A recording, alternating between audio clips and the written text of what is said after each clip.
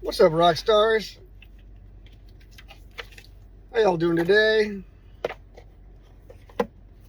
Sort of having a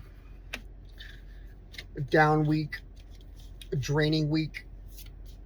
Need a little bit of an mental and emotional pick-me-up. So, we are going to draw a card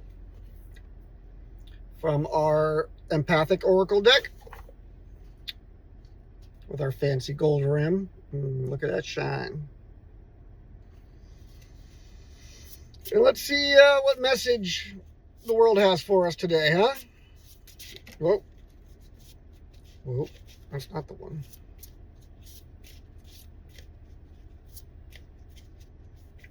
Let's see if I can make sense of this message. Maybe I can't.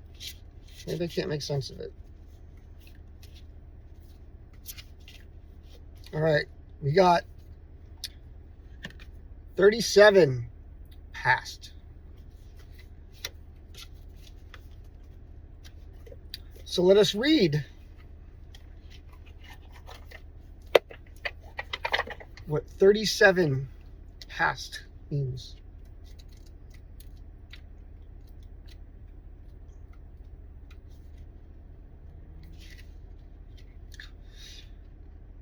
The past is where I come from. Let me remember with honor its teachings.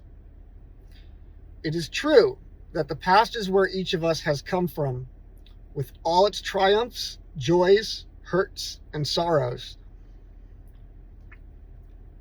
Some that seem to have left indelible marks upon us. But when you let the past define you, it's difficult to be in the present moment. Missing opportunities that arise to interact without judgment. Nature's laws dictate your experience of cause and effect. And from the knowledge of your past, we can find safety. When you stick your hand in a flame, you understand that you will be burned because of the remembrance of your experience. When you bring your past into the emotional experience, it becomes trickier. This emotional baggage from your past can make it difficult to form new friendships, venture into new relationships, and try new experiences for fear of being hurt or failing. As an empath, your intuition is one of your greatest gifts and a wonderful tool. But its true ability is only realized when you are present in the moment, from a place that is not filled with wounds from your past. Is my present moment being dictated from wounds of my past? Can I remember the joy that was and experience it as a hopefulness that will be? What is being brought from the past into the present? Should it stay or should it go? There's one line there I wanted to read again. When you let the past define you, it is difficult to be in the present moment, missing opportunities that arise to interact without judgment.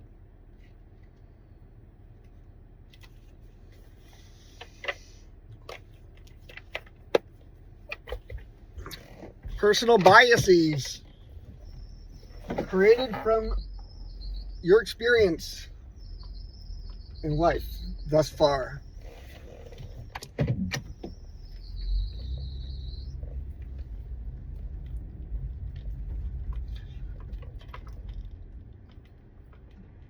One thing that I want to say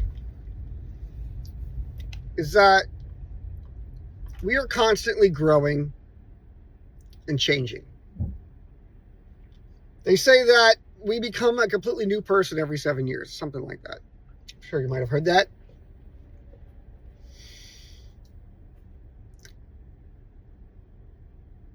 And it's important not to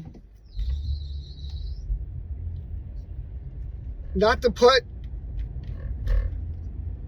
your past experience in your way of progressing forward.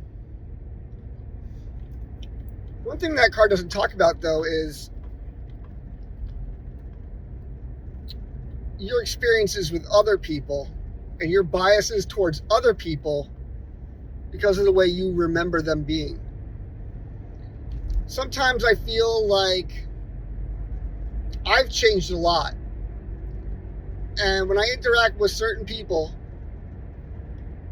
especially people who I haven't interacted with in a while, they will treat me like the old me. And they have personal biases towards aspects of my personality that I don't even hold anymore. And it takes time to iron out for them that I'm a new person.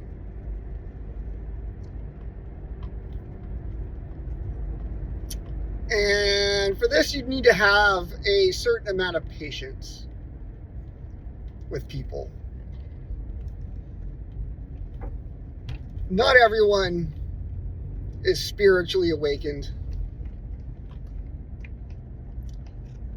In fact, some people even resist it, whether consciously or unconsciously. They resist their spiritual awakening. People get so locked in to reality that they can't dream of anything else outside of their personal lived experience. You probably know people like this.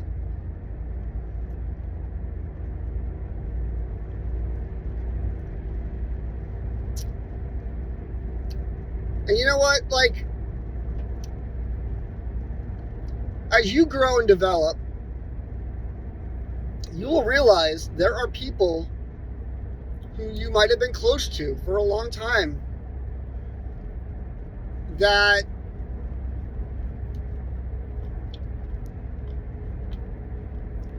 aren't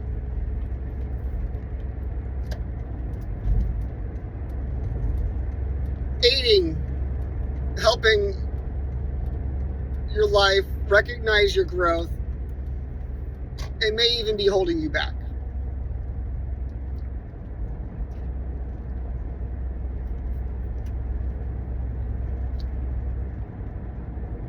People change. People change in different directions. People grow apart. Sometimes, you might also find the adverse situation where someone who you viewed as an enemy in the past becomes a new friend and a new ally.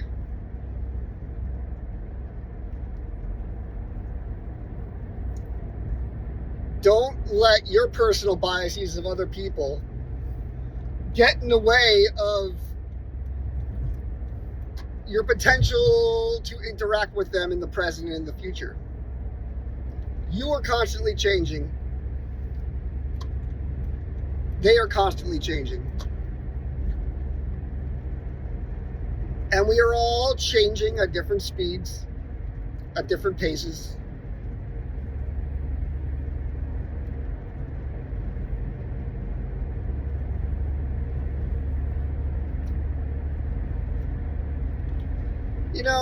There's a lot of spiritual YouTubers that talk about this split that's happening in our reality.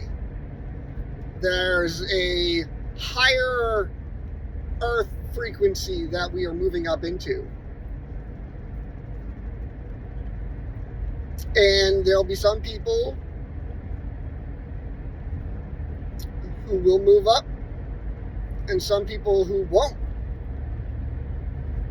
And there's a belief that we will all move up eventually. Some people have already moved up already. But for a while, it's going to be like two people.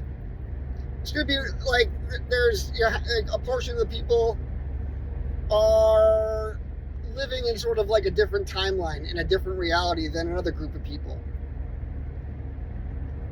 And the divide may become very great until, some ground-shaking, earth-shattering moment will undoubtedly force the people who are resistant to raising their spiritual vibration to do so. Because I believe the earth is starting to resonate at a higher frequency, and we will all, by the force of nature, be made to comply with the new frequency of earth, and we would need to raise our own frequencies.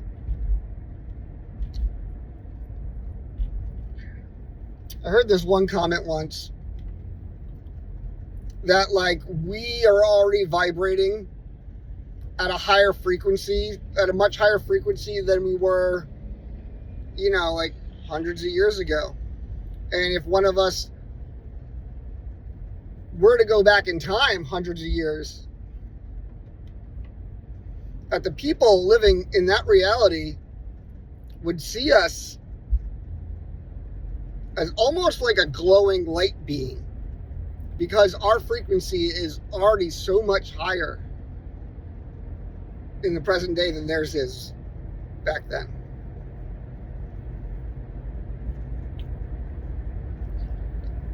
And there's a theory that, it's reported that George Washington, before the last battle of the Revolution, before crossing the Delaware,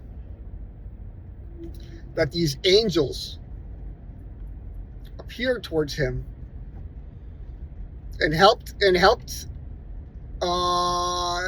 win the war against the British.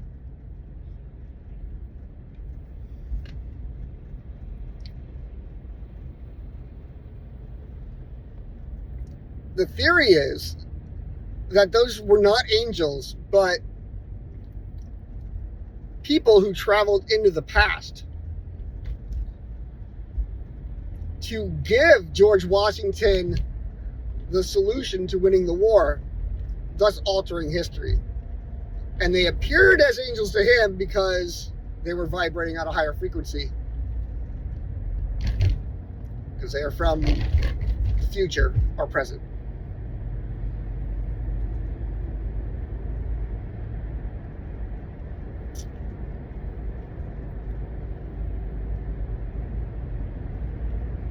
There's so many infinite possibilities of what is and what could be out there. I just don't understand the people who just kind of don't ever think about that, don't ever ponder it. They're so locked into reality that they can't see or imagine what is outside of this reality, where we came from and where we're going. It's the nothing happens when you die attitude.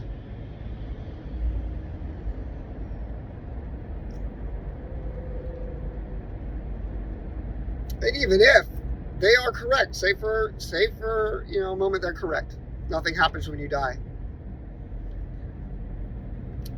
How does pondering that, how does accepting that as a belief system aid your life and your growth as a human in any way?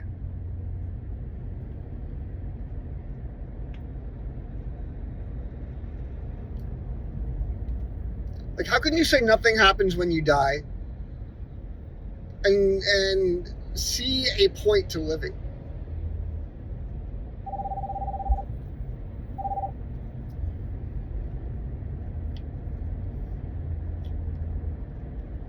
I mean, I think what we're able to perceive is so small with respect to, like, what there actually is to perceive.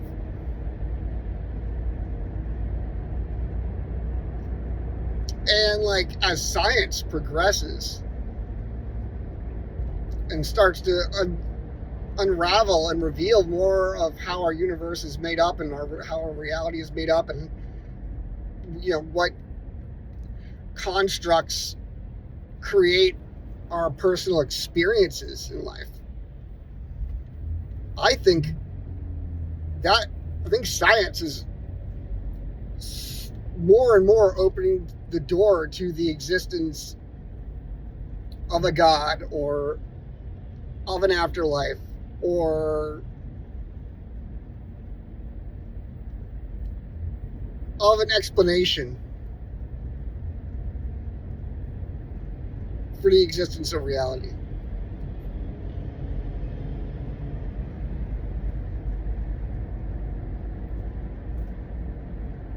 Energy can never be destroyed. It just gets transmitted.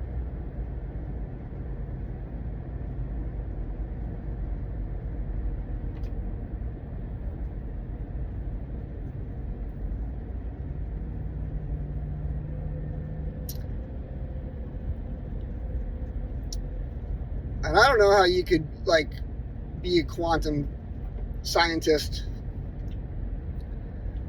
and not hold a spiritual belief system. I think the more you would learn about quantum physics, the more spiritual you would become in nature. Because I believe the two are sort of intrinsically tied. This is a little rambling.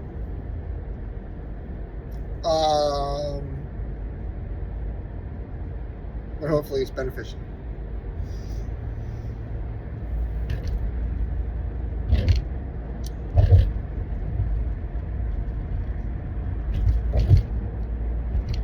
So,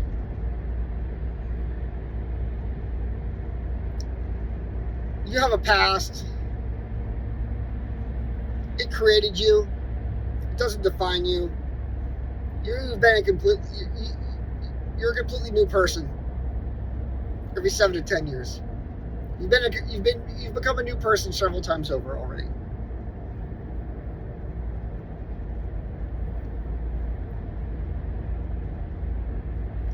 So, in accepting that and realizing that,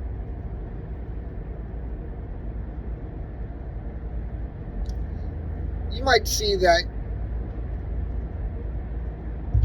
the possibilities of what you can do and who you can be become a little bit more infinite.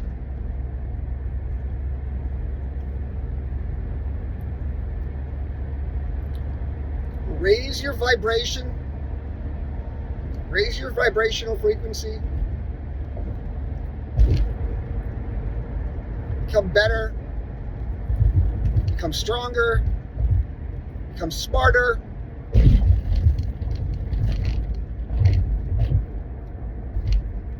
and become more spiritual.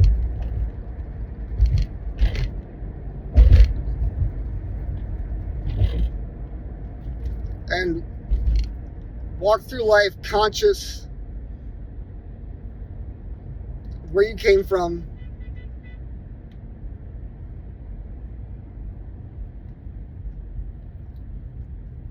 and where you are.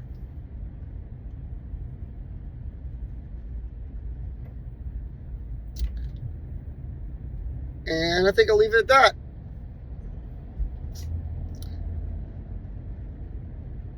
So, have a blessed day, rock stars.